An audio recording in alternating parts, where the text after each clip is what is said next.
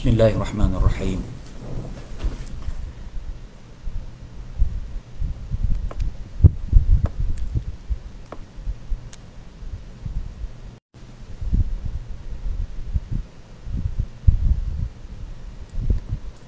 Assalamualaikum warahmatullahi wabarakatuh.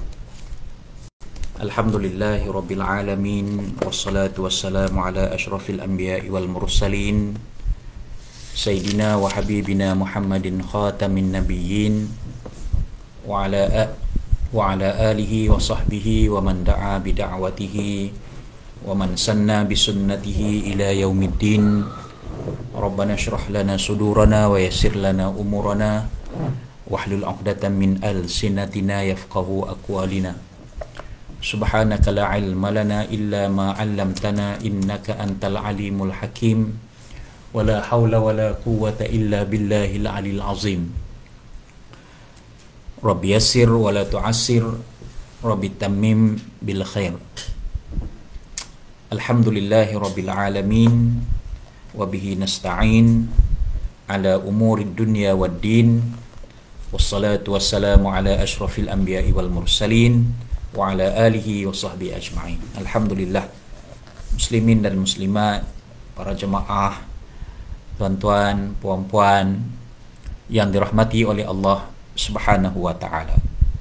Terima kasih kepada pihak Surau Al-Qudus Persin 16 Putrajaya karena pada pagi ini memberi ruang dan peluang kepada saya untuk mengisi slot kuliah subuh secara dalam talian.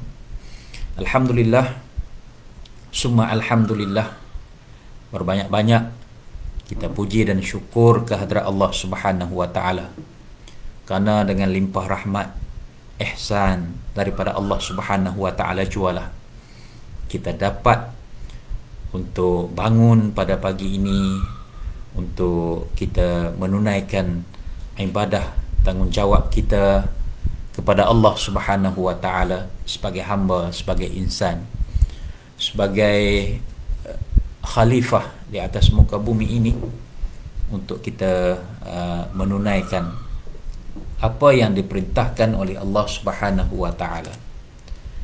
Alhamdulillah, pada pagi yang mulia ini marilah sama-sama kita mengambil masa sejenak untuk kita mengikuti sedikit peringatan yang disampaikan kepada kita oleh baginda Nabi sallallahu alaihi wasallam dan menjadi tanggungjawab kita semua sebagai seorang hamba untuk kita melaksanakan segala apa yang dititahkan, yang diperintahkan kepada kita, berpandukan kepada apa yang diajar oleh baginda Nabi sallallahu alaihi wasallam yang telah diutuskan oleh Allah Subhanahu wa taala sebagai qudwah hasanah, sebagai contoh ikutan ke atas seluruh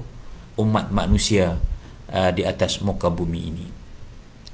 Pada pagi ini saya ingin membawa suatu perbincangan, suatu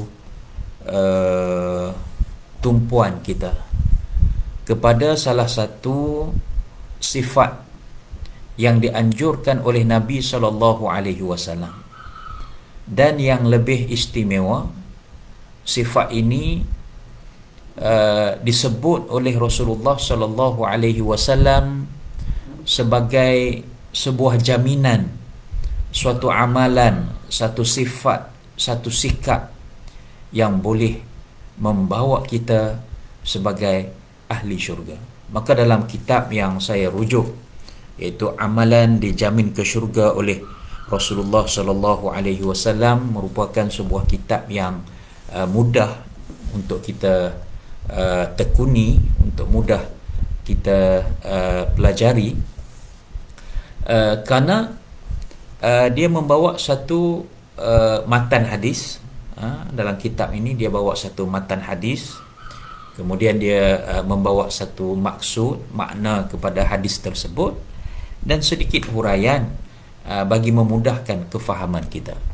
Hadis yang saya nak baca pada pagi ini iaitulah hadis yang berkenaan dengan sifat redha kepada Allah, redha kepada Islam sebagai agama, redha kepada Nabi Muhammad sallallahu alaihi wasallam sebagai rasul, maka dia dijamin untuk ke syurga. Dari sahabat Abu Sa'id Al-Khudri radhiyallahu anhu bahawa Rasulullah sallallahu alaihi wasallam telah bersabda daripada sebuah hadis yang panjang, man radiya billahi rabba wa bil islami dina wa bi muhammadir rasulah wajabat lahul jannah. Ulang lagi sekali, man radiya billahi rabba wa bil islami dina wa bi muhammadir rasulah wajabat lahul jannah. Maksud hadis ini, sesiapa yang redha kepada Allah sebagai Tuhannya dan Islam sebagai agamanya dan Muhammad sebagai rasulnya, maka wajiblah ke atasnya syurga. Masya Allah. Tuan-tuan, puan-puan, hadirin dan hadirat yang dirahmati Allah Subhanahu wa taala sekalian, kita mendengar hadis ini tentang sifat redha kita kepada 3 perkara. Sifat redha kita kepada 3 perkara. Kita akan lihat apakah yang dikatakan sifat redha itu. Sebab itu kalau kita lihat tentang maksud redha ini, tuan-tuan, iaitulah merupakan salah satu sifat yang mulia. Iaitu redha ni artinya kita menerima akan seadanya segala apa yang ditentukan oleh kita, yang ditakdirkan oleh kita, tanpa kita merungut apa sahaja yang telah ditetapkan kepada kita setelah kita berusaha dan juga berikhtiar. Maka dengan sebab itu redha ini hadir selepas kita bertawakal ala Allah, baru kita redha. Faham maksud redha ini ialah apabila kita berusaha, kita berikhtiar, kita berdoa, lalu kita melakukan suatu tindakan, maka selepas apa yang kita lakukan, kita usaha, kita ikhtiar, kita bertawakal, kita berserah diri kepada Allah, lalu Allah tentukan takdir ke atas usaha yang kita lakukan itu, dan apa sahaja keputusannya, apa sahaja hasilnya yang diperolehi, lalu kita redha, kita terima dengan seadanya, maka inilah yang dikatakan sifat redha yang dijamin oleh Rasulullah sallallahu alaihi wasallam sebagai satu sifat yang menyebabkan seseorang itu ditawarkan ataupun dijamin oleh Rasulullah sallallahu alaihi wasallam masuk ke dalam syurga. Ini kita nak masuk ke dalam syurga ini, dia ada amalan-amalan yang dianjurkan oleh Rasulullah. Dia ada amalan-amalan yang dimohon, yang disyorkan oleh Rasulullah sallallahu alaihi wasallam untuk kita masuk ke dalam syurga itu. Maka dengan sebab itulah hadis yang kita baca tadi, yang diriwayatkan ataupun yang diceritakan, yang disampaikan oleh sahabat yang bernama Abu Sa'id Al-Khudri ini, apabila Rasulullah sallallahu alaihi wasallam menyebut man radiya billahi rabba wa bil islami dina wa bi muhammadir rasulah wajabat lahul jannah. Siapa yang redha kepada Allah sebagai Tuhan, redha kepada Islam sebagai agama, redha kepada Muhammad sebagai Rasul, wajabat. Wajabat artinya wajib, confirm. Confirm dia akan masuk syurga. Tak mau lagi kah kita ni nak masuk ke dalam syurga? Sudah pasti kita nak masuk ke dalam syurga. Jadi hadis ini menceritakan tentang jaminan Rasulullah untuk kita masuk ke syurga. Jadi Abu Sa'id Al-Khudri ini apabila dia mendengar hadis yang dibacakan, hadis yang disebut oleh Rasulullah sallallahu alaihi wasallam ini, lalu dia pun mohon kepada Rasulullah. Dia minta kepada Rasulullah, ya Rasulullah, bolehkah engkau ulang lagi sekali hadis yang perkara yang engkau sebutkan ini? Maka Rasulullah sallallahu alaihi wasallam dia mengulangkan untukku tentang apa yang diucapkan oleh Rasulullah sallallahu alaihi wasallam. Jadi apakah sifat-sifat redha?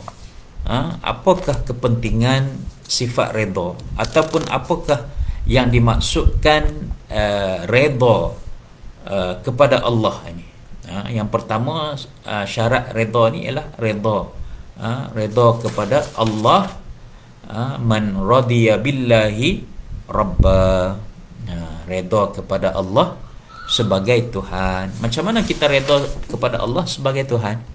Yang pertama sekali, kita redha kepada Allah sebagai Tuhan, yang pertama adalah kita iktiraf Tuhan kita tu adalah Allah, tak ada yang lain.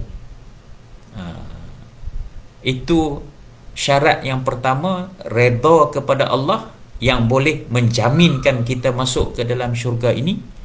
Iaitulah pertamanya ialah kita menerima bahawasanya, kita menerima, kita mengiktiraf, kita mengaku, kita ikrar dengan lidah kita, dengan perbuatan kita, dengan hati kita, bahawa Tuhan kepada kita ini iaitulah Allah.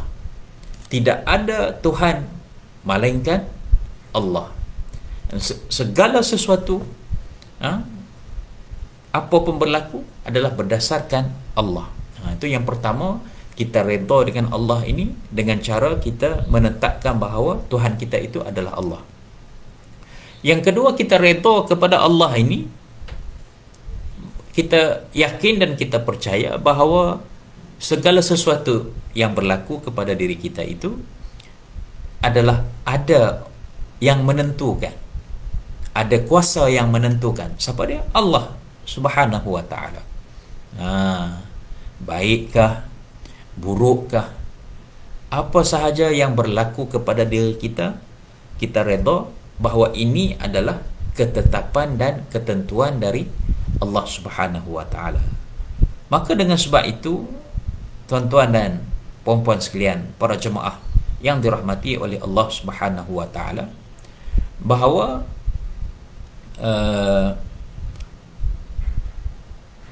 kita sebagai orang Islam, kita wajib beriman dengan rukun iman. Salah satu daripada rukun iman yang keenam, iaitu percaya kepada qada dan qadar. Qada ini adalah ketentuan Allah. Qadar ini adalah ketetapan Allah.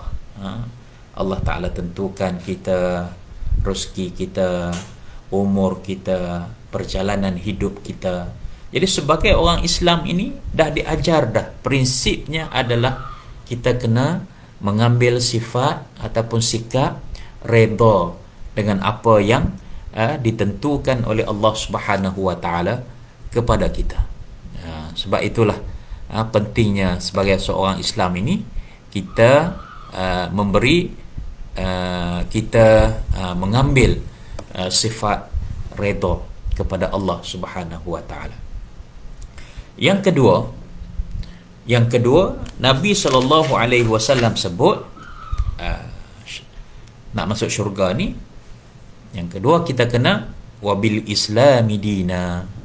Kita kena redha dengan Islam sebagai agama kita. Kalau Islam kata wajib patuh kepada perintah Allah, maka kita redha. Kita redha sebab itu syariat, ajaran Islam. Kalau Islam kata haram meminum arak, haram berjudi, haram memakan makanan yang diharamkan oleh Allah Subhanahu wa taala. Jangan duduk tebeng lah, orang kata kan, jangan duduk pulun nak langgar apa yang telah ditentukan oleh syariat Islam. Itu tanda kita redha dengan agama kita, agama Islam. Sebab Islam ini adalah agama yang mempunyai prinsip, mempunyai undang-undang, peraturan, dustur, perlembagaan. Perlembagaannya adalah Al-Quran dan diperkukuhkan dengan hadis-hadis Nabi sallallahu alaihi wasallam. Dan sebagai orang yang menganut agama Islam, dia ada pantang larang dia, what the do's and what the don't. Apa yang boleh kita buat dan apa yang tak boleh kita buat. Lalu bagaimana kita redha? Redha kita terima. Kita percaya Islam ini suatu agama yang benar, yang diturunkan oleh Allah Subhanahu wa taala, yang dibawa oleh Nabi Muhammad sallallahu alaihi wasallam. Kita yakin dan kita percaya kepada ajarannya, maka itu tanda kita redha. Redha kepada Islam sebagai agama kita. Apalagi tanda redha kepada Islam? Kita taat dan kita patuh kepada syariatnya. Islam suruh buat ni, kita kena buat. Islam larang buat, kita kena tinggalkan. Itu tanda kita redha. Tanda kita redha dengan ajaran yang dibawa oleh syariat Islam itu. Yang ketiga, kata Nabi sallallahu alaihi wasallam, redha ini yang ketiganya adalah wa bi Muhammadir Rasulah. Kita redha Nabi Muhammad itu sebagai Rasul kita. Kalau redha dengan Muhammad ni, apa kita nak buat? Nabi Muhammad sallallahu alaihi wasallam, apa kita nak buat kalau kita redha ini? Yang pertama, kita mengiktiraf Nabi Muhammad itu seorang Rasul yang diutuskan oleh Allah, yang dibangkitkan oleh Allah untuk menjadi panduan kepada umat Islam. Kita terima tak? Sudah pasti sebagai orang Islam yang mengaku sebagai seorang Islam, kita wajib redha. Kita wajib beriman bahawa Rasulullah Muhammad itu adalah Rasulullah. Yang kedua, bila kita kata Nabi Muhammad itu, kita redha dengan Nabi Muhammad itu sebagai Rasul, maka kita kena ikut segala ajaran-ajaran yang dibawa oleh Nabi Muhammad sallallahu alaihi wasallam kepada dalam kehidupan kita ini. Jadi itulah tiga perkara yang Nabi ajarkan kepada kita. Siapa yang redha kepada Allah, siapa yang redha kepada Islam sebagai agama, siapa yang redha kepada Muhammad sebagai Rasul, wajabat lahul jannah, maka wajiblah, kata Nabi Muhammad, baginya adalah syurga. Baik tuan-tuan dan puan-puan sekalian, jelaskah dengan apa yang saya dah sampaikan pada tentang hadis yang kita pilih pada pagi ini untuk sama-sama kita kongsikan. Kalau jelas, type ataupun respon di ruangan komen itu jelas. Kalau tak jelas, ada pertanyaan, ada perbincangan, boleh juga komen, beri ulasan, bagi pandangan dalam ruangan komen ini. Mudah-mudahan kita dapat berbincang, kita dapat memberi penjelasan dengan lebih lanjut tentang perbahasan kita pada pagi ini, iaitu sifat redha. Sifat redha, betapa pentingnya kita redha kepada tiga perkara yang disebut oleh Rasulullah SAW. Terima kasih kepada rakan-rakan yang baru saja menyertai melayari Facebook Surau Al-Quddus Persin 16 Putrajaya. pagi ini giliran saya mengisi slot kuliah subuh secara online ataupun secara dalam talian. Sekadar kita nak menghidupkan suasana. Mungkin kita baru balik daripada surau, mungkin kita selesai menunaikan solat subuh, kita berzikir kepada Allah, kita membaca Al-Quran.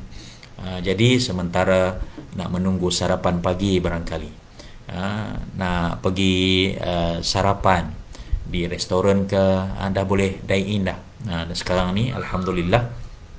Tapi berhati-hatilah, walaupun kita dibenarkan dine in ataupun untuk duduk makan di restoran bagi mereka yang sudah mendapat dos yang sempurna, divaksin dengan yang sempurna, maka kita dibenarkan. Jadi mungkin sebelum tuan-tuan, puan-puan nak pergi ke cari makanan, cari sarapan, ataupun sedang bersiap-siap di dapur sana, mungkin kita boleh mengambil sedikit masa seketika untuk kita mengikuti sedikit perkongsian daripada saya ini tentang sebuah hadis yang besar sangat maknanya, yang bermakna dalam kehidupan kita. Lebih-lebih lagi kita berada pada saat pandemik COVID ini, dan apa sajalah keadaan sekalipun, sebab Nabi pesan,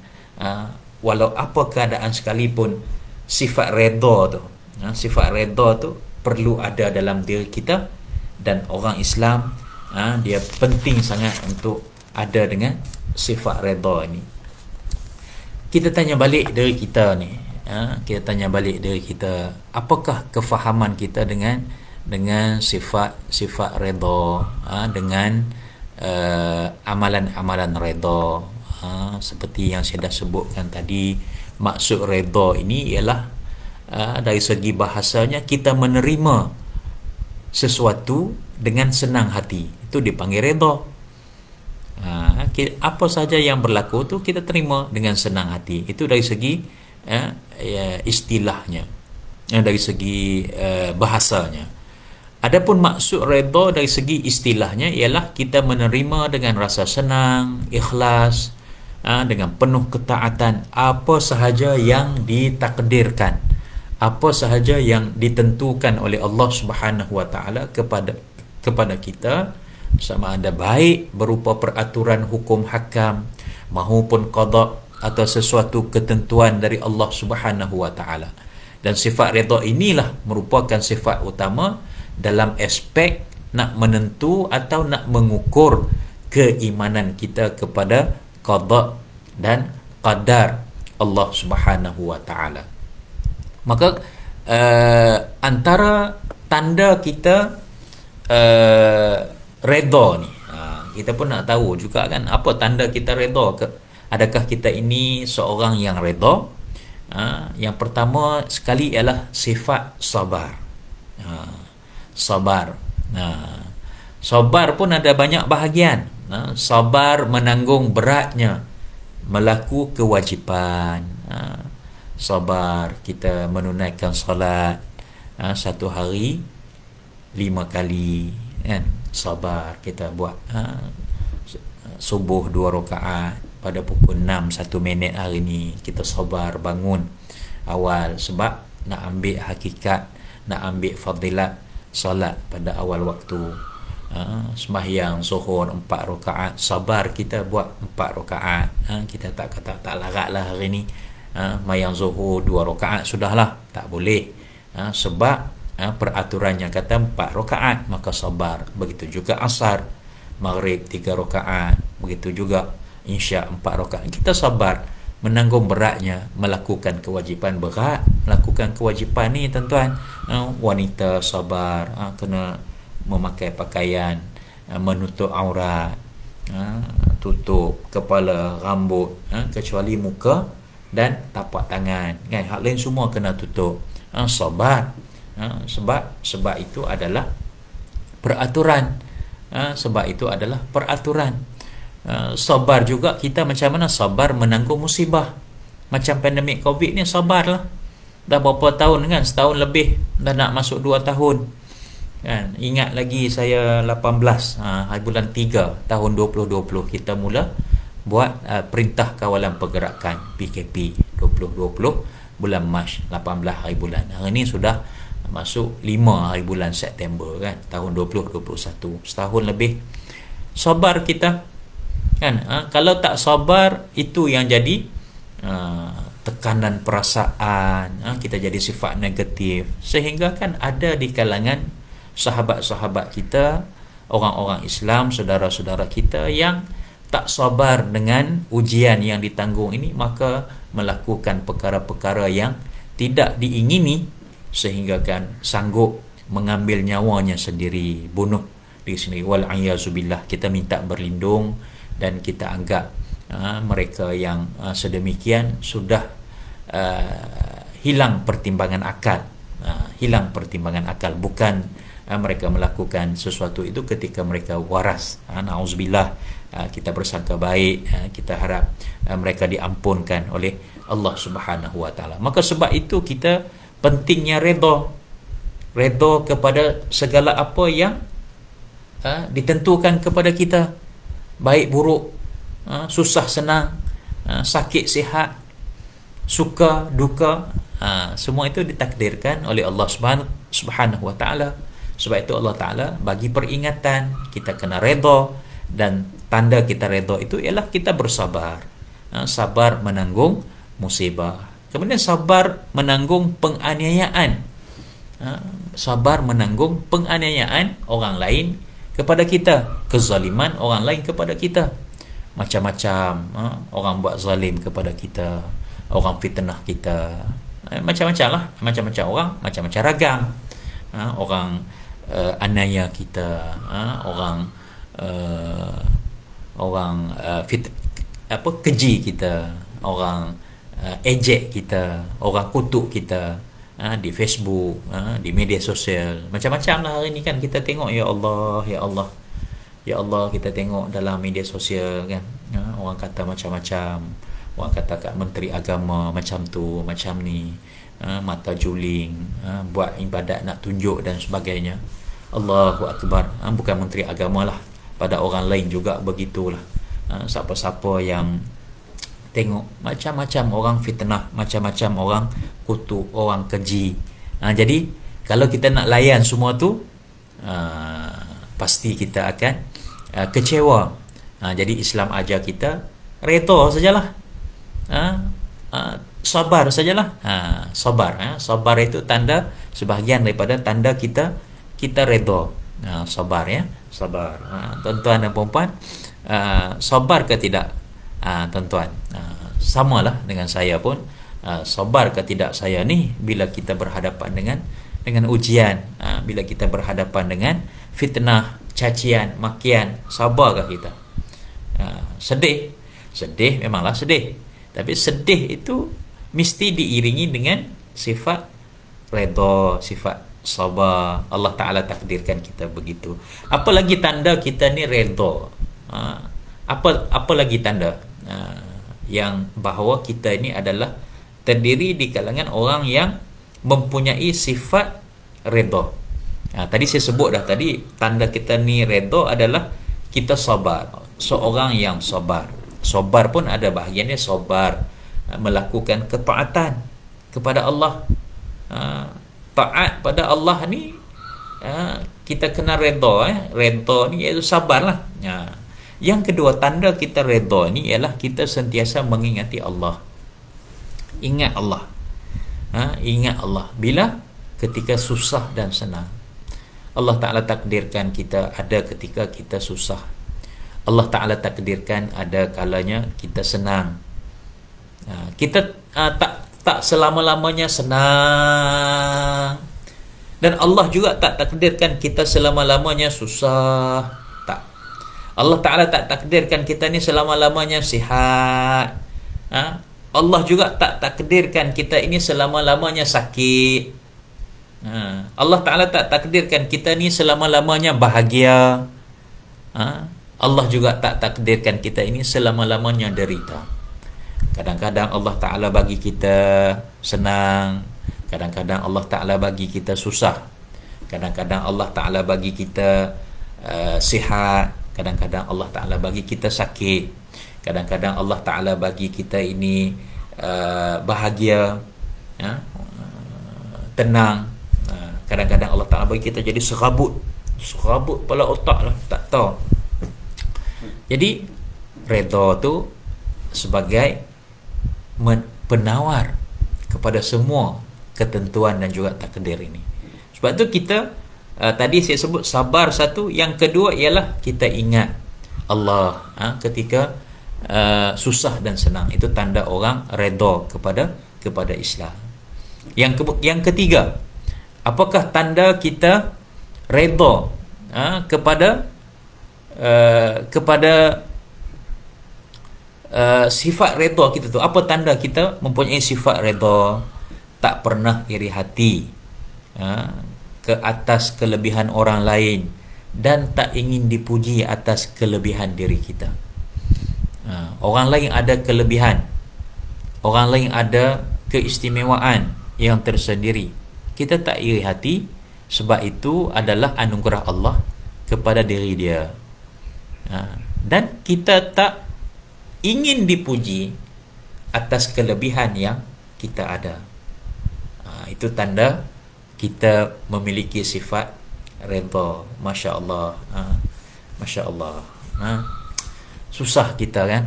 Kadang kita memanglah Allah Ta'ala jadikan hawa nafsu pada diri kita.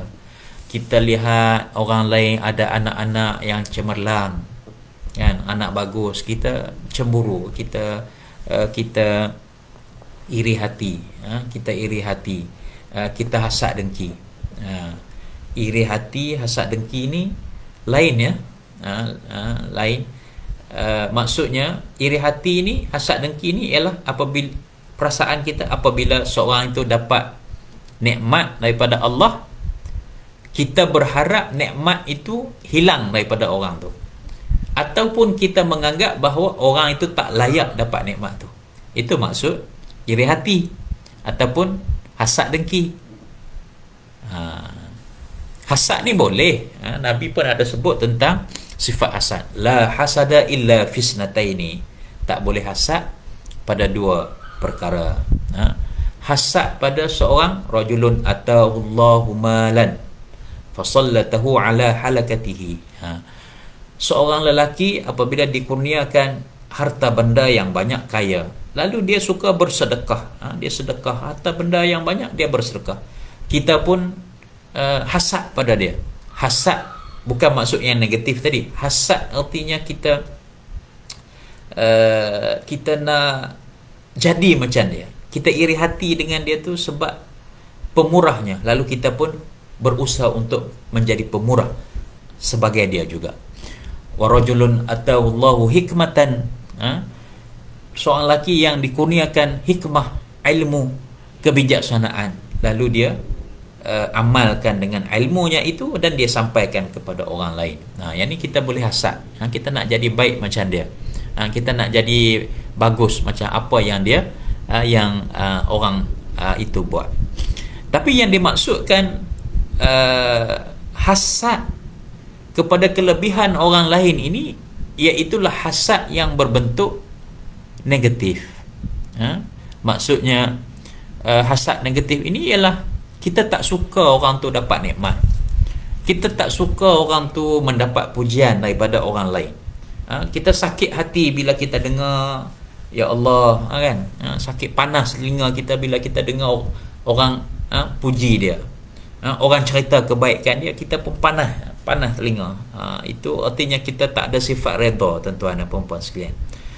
Orang yang ada sifat redha ni, yang sebut tadi, dia tak pernah iri hati dengan kelebihan orang lain, dan dia tak ingin dipuji apa kelebihan yang dia ada. Ni kita jadi apa? Kita jadi pengurusi surau, kita jadi AJK surau, kita pegang jawatan dalam satu pertubuhan dah lama, kan. Orang tak pernah appreciate kita, orang tak pernah menghargai kita. Kita tak sakit hati, kita tak kecil hati, sebab kita redha. Allah Ta'ala itulah yang menilainya. Yang kita ni yang jadi sakit hati, tak orang tak menghargai kita, kita rasa frust, kita rasa tension, itu sifat yang normal. Tetapi kita kena pujuk lah, kita pujuk diri kita, tak apalah, kita redha kepada Allah. Allah yang tentukan baik buruknya kita, Allah yang tentukan pahala dan dosa ni Allah. Baik kita ini bukan kita nak dapat pujian daripada manusia, tapi kita nak dapat pujian dari Allah Subhanahu wa taala. Jadi kalau manusia puji, itu tak ada masalah, tetapi jangan membawa kepada kesombongan diri kita. Jangan membawa kita riya, takbur, ujub sebab orang puji. Jadi itu penting sifat redha ni, tuan-tuan dan puan-puan sekalian, untuk kita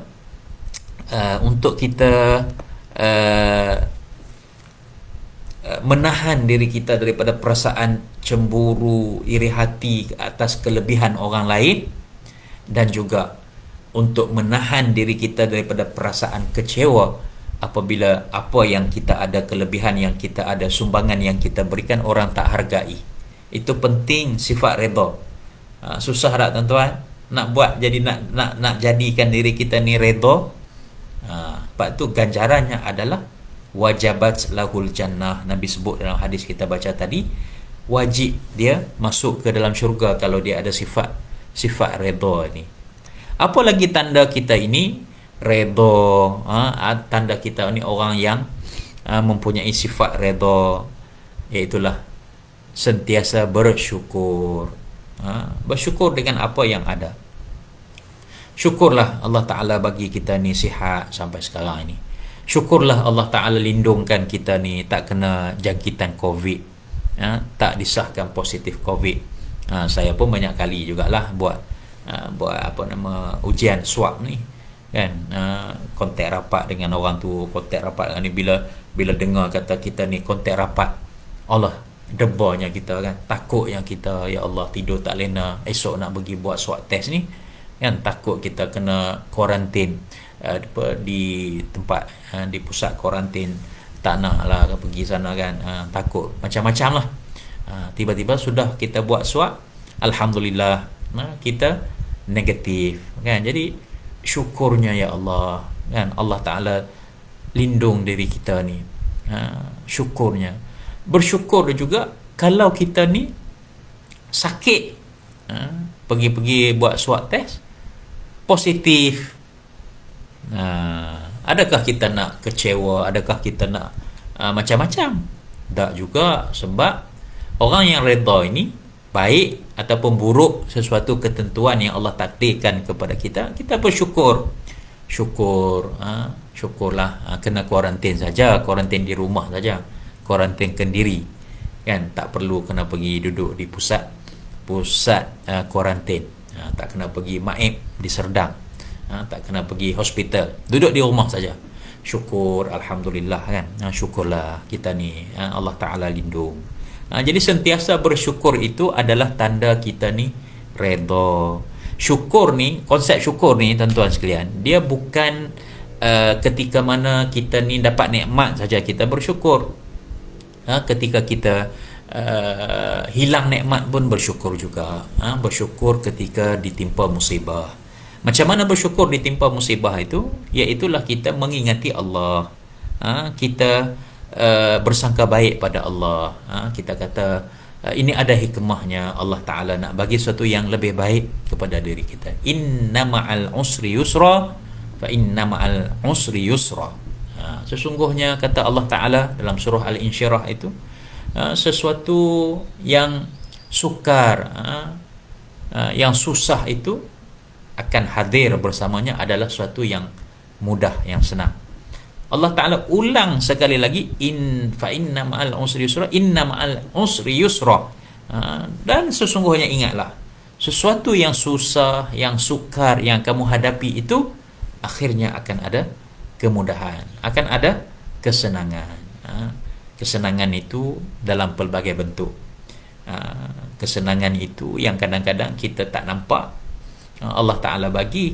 Kita duk fikir senang itu ada rumah mewah, Kita fikir senang itu ada kereta yang besar, senang itu bila kita ada ahli anak beranak, ahli keluarga yang ramai. Tak.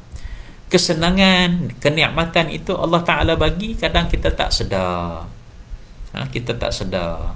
Allah Ta'ala bagi kita tidur lena tu, letak-letak kepala boleh lena, boleh tidur tu.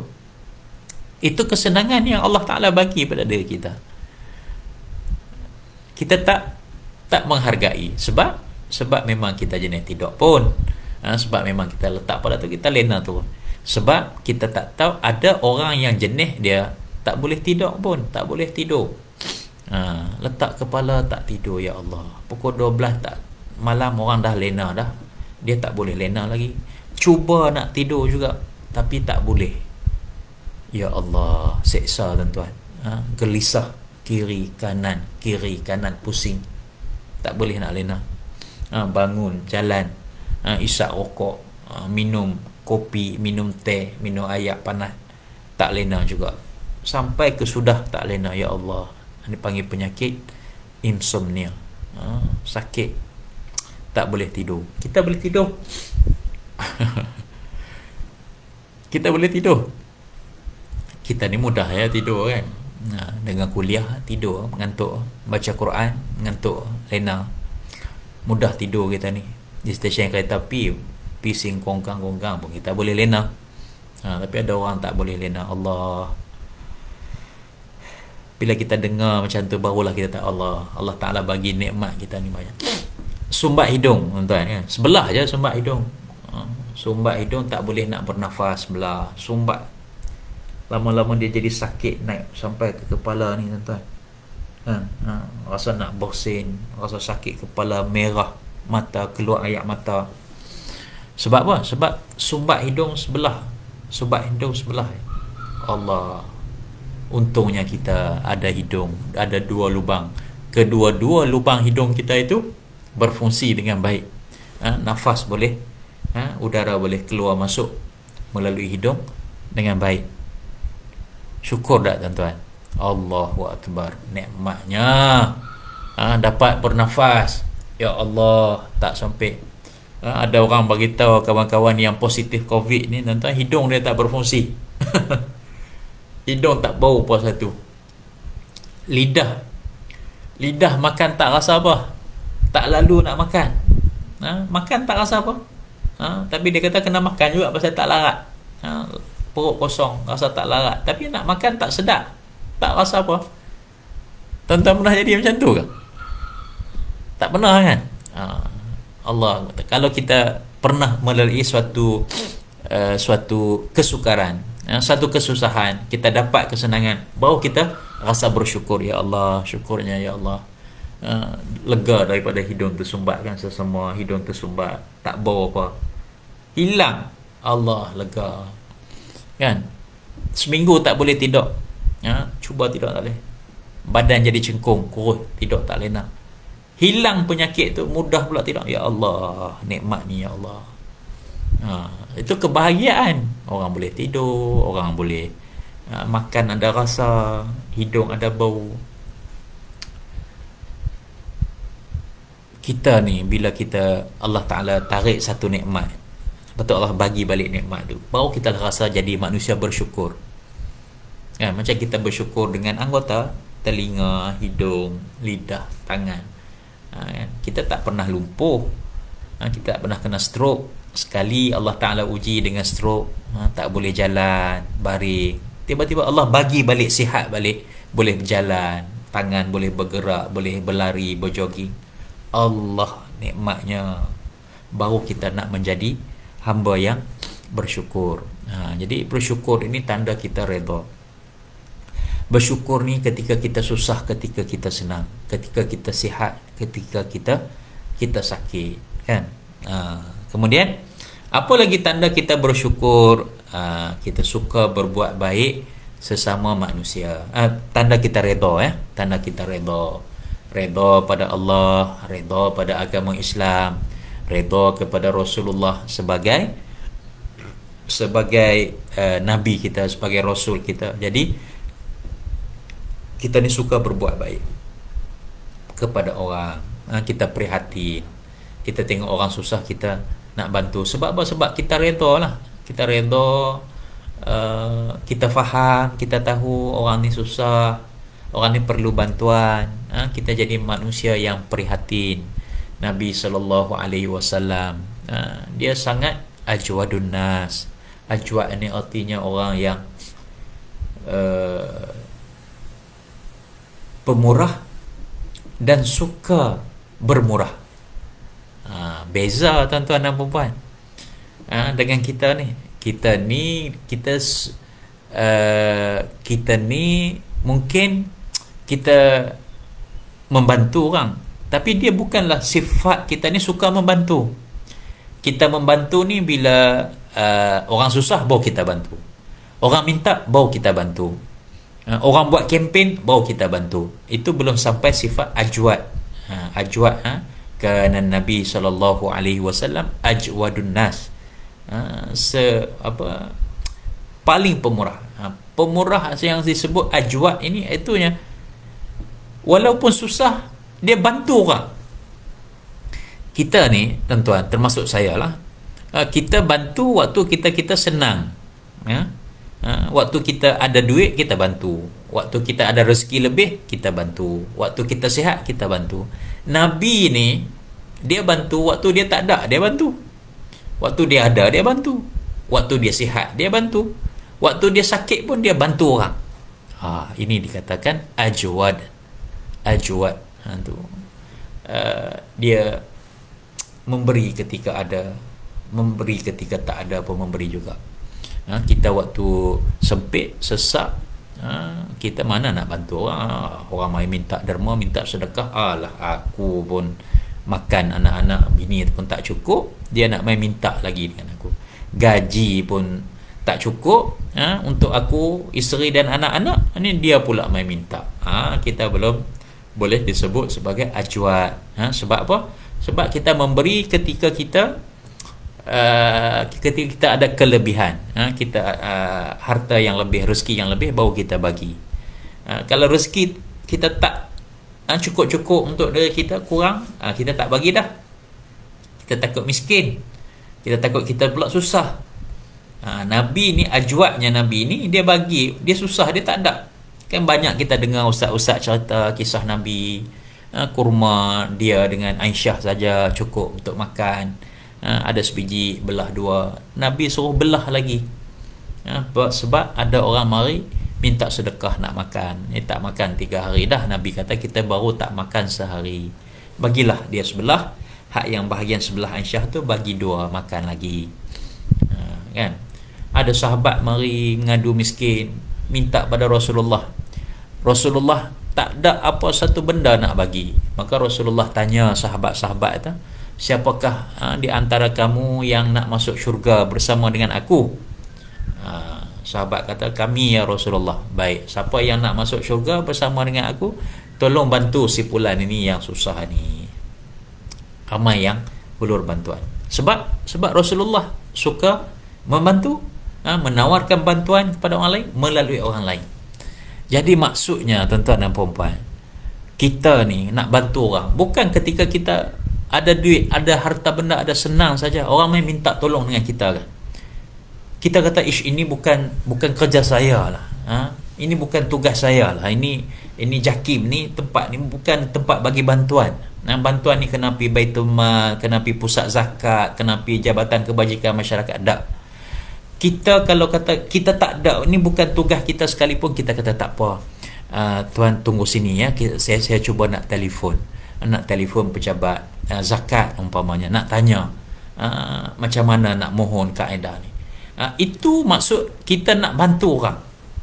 Kita kata ini bukan tugas saya ni, ini salah buat aduan, ini bukan fungsi saya, bukan kerja saya jaga surau saja. Ini masalah penduduk, masalah lih rosak, masalah sampah, ini bukan tugas saya. Macam kalau kita duduk di perumahan lah kan, duduk perumahan, duduk di perumahan macam tu lah. Ini bukan tugas saya ni, saya jaga surau saya pasti surau saya lah. Tak. Kalau orang yang suka memberi ini, suka menolong ini, suka berbuat baik ini, sebab tanda-tanda orang yang redha ni ialah dia suka berbuat baik pada manusia. Orang kata ni apa-apa minta bantuan dengan kita, kita kata ini bukan saya punya tapi saya boleh tolong. Saya boleh tolong ni, saya ada kawan di jabatan ni, tak apa, saya try tanya, saya try telefon dia. Telefon ni ada kawan ni, dia ada masalah, dia nak anak-anak dia nak masuk universiti, bolehkah, layakkah dapat zakat ke apakah. Itu pun sudah dikira kita ni menolong, kan, menolong, memudahkan orang. Tapi payah kita bila, saya tahu saya kerja kan, mungkin tuan-tuan juga ada kerja di tempat, di pejabat dan sebagainya. Bila sesuatu yang bukan bidang kita, bukan kerja kita kata dah ini salah, wrong number, wrong door, salah pintu, salah jabatan, salah kementerian, pergi cari tempat lain, kami tak buat servis tu. Jadi sebab tu satu ketika saya teringatlah Tan Sri KSN, Ketua Setiausaha Negara, Tan Sri Siddiq Hassan dulu. Dia kata tidak ada polisi salah pintu bagi sektor kerajaan. Siapa-siapa saja yang nak dapat servis kerajaan, setiap penjawat awam mesti permudahkan. Walaupun dia hantar aduan, kita kata ni bukan aduan, bukan kita yang urus ni, tapi kita no wrong door policy. Tidak ada polisi salah pintu, salah kementerian, salah jabatan. Semua kita terima dan semua kita bantu sampaikan.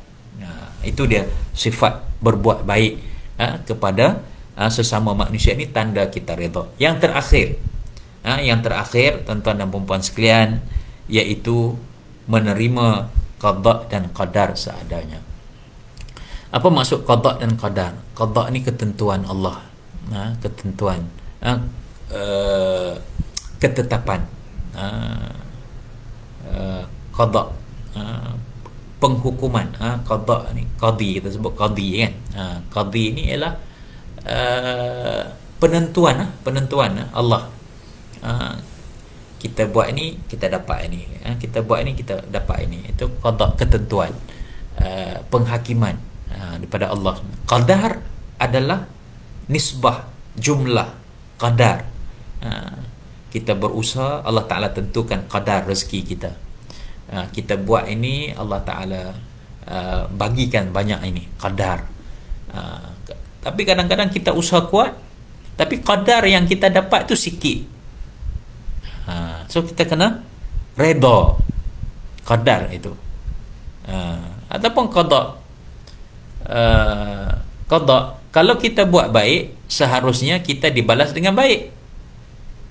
Tapi bila kita buat satu benda yang baik, orang balas dengan benda yang tidak baik, kita kena terima qada, ketetapan, ketentuan daripada Allah, penghakiman daripada Allah.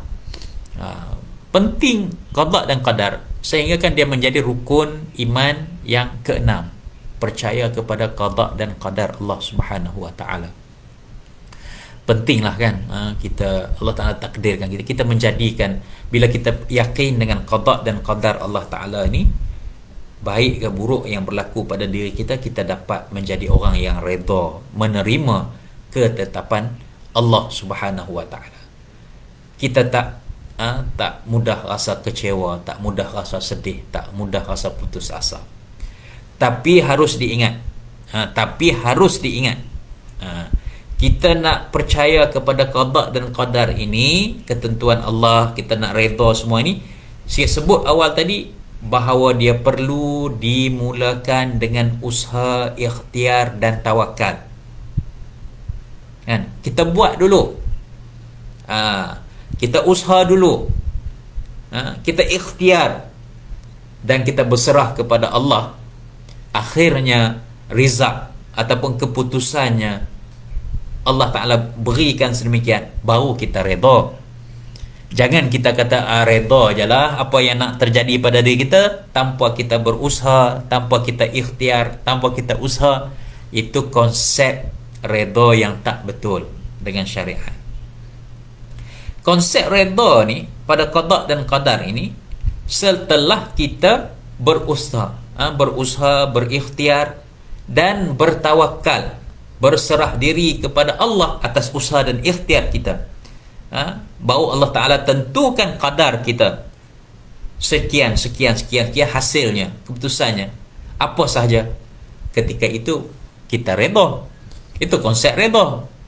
Bukan konsep redha ni kita kata tak apalah, tak payah ambil vaksin lah, tak payah ambil vaksin, kita redha saja. Kalau Allah Ta'ala nak takdirkan kita mati, matilah.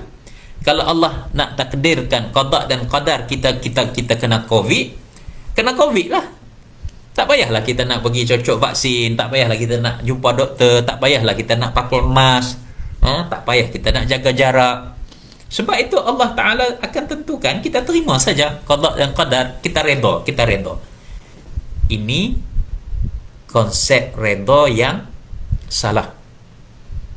Redha, tuan-tuan dan puan-puan, redha artinya kita terima seadanya ketentuan Allah pada diri kita setelah kita berusaha, berikhtiar dan bertawakal kepada Allah. Rizaqnya, keputusannya, kita redha. Itu konsep redha. Boleh faham?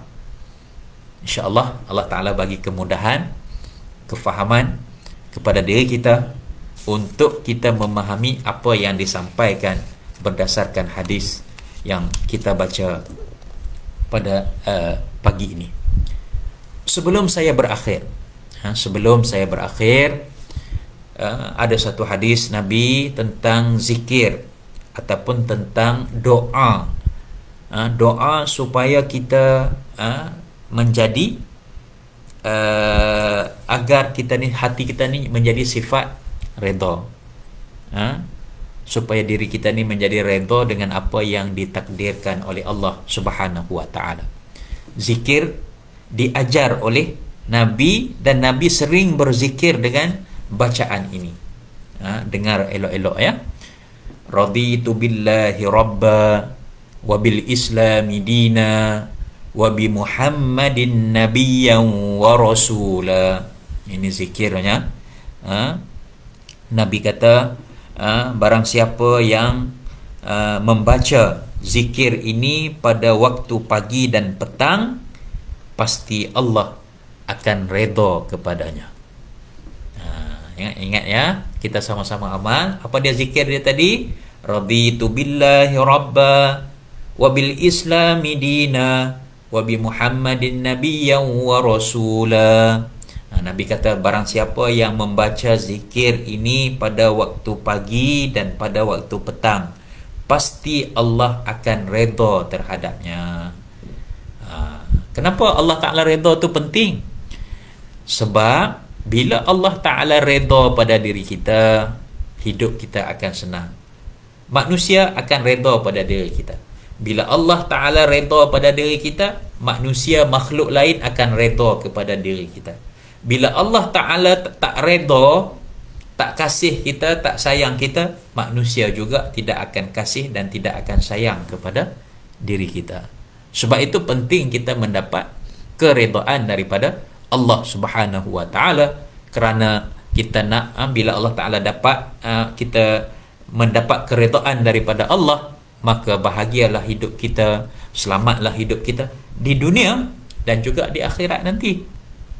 Barang siapa yang mendapat keredaan Allah, maka dia akan mendapat keredaan manusia. Barang siapa yang mendapat kemurkaan Allah, maka dia juga akan mendapat kemurkaan daripada manusia. Itu penting kita mendapat keredaan daripada Allah. Macam mana nak dapat redha daripada Allah? Tadi kita dah sebut dah zikir yang diajar oleh Nabi SAW. Apa dia? Raditu billahi rabba wa bil islami dina wa bi Muhammadin nabiyyan wa rasula. Baca bila? Waktu pagi. Baca bila? Waktu petang. Pagi sekali, petang sekali. Pagi sekali, petang sekali. Ini yang disebut sebagai zikir, antara zikir ma'thurat, zikir ma'surat. Zikir ma'surat ini yang zikir-zikir yang diajar, yang sering diamalkan oleh Nabi SAW pada waktu pagi dan juga pada waktu petang. Kita boleh baca ya. raditu billahi rabba wa bil islami dina wa bi Muhammadin nabiyyan wa rasula. Sekali lagi, raditu billahi rabba wa bil islami dina wa bi Muhammadin nabiyyan wa rasula. Kali ketiga, raditu billahi rabba wa bil islami dina wa bi Muhammadin nabiyyan wa rasula. Sekadar itu saja pertemuan kita pada pagi ini. Mudah-mudahan ada keredaan daripada Allah Subhanahu wa taala. Terima kasih kepada tuan-tuan puan-puan yang sudi live bersama dengan saya pada pagi ini. Insya-Allah tolong share, tolong sampaikan kepada rakan-rakan kita. Mudah-mudahan mereka juga mendapat manfaat daripada pertemuan kita pada pagi ini. Sekian sahaja. Ampun maaf dari saya. Wabillahi taufiq wal hidayah. Wassalamualaikum warahmatullahi wabarakatuh. Jumpa lagi.